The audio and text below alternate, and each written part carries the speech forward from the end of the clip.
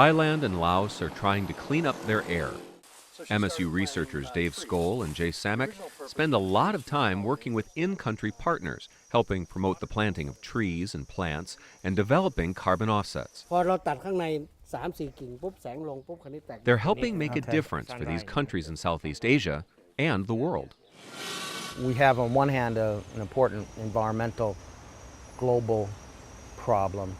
On the other hand, we also want to look at alleviating poverty and improving welfare for farmers through agroforestry and carbon markets and all that.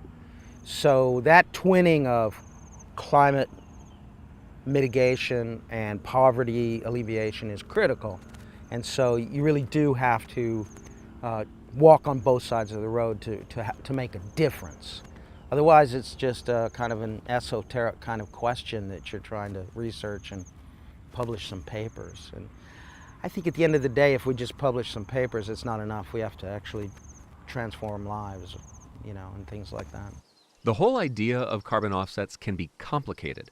Very basically, farmers are paid for planting trees and plants and managing the land to help make up for carbon that's been emitted and is being released. The idea of selling carbon in a tree that you can't see, that you don't harvest, it's not like a local market, is something that takes a kind of a steep learning curve for farmers. But once they grasp that idea, I think it's exciting, and their heart does get into it, that they can be part of the solution.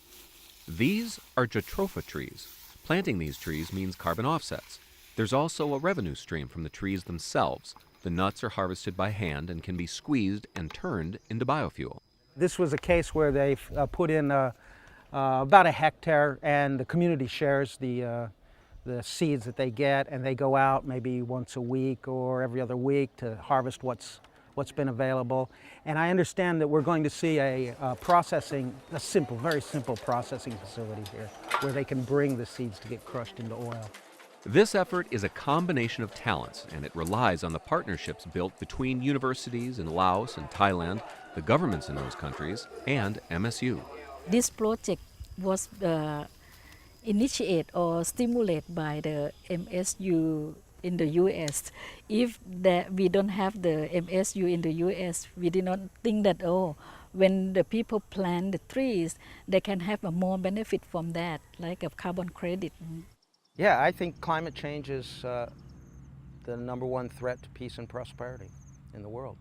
Has tremendous potential economic and social consequences.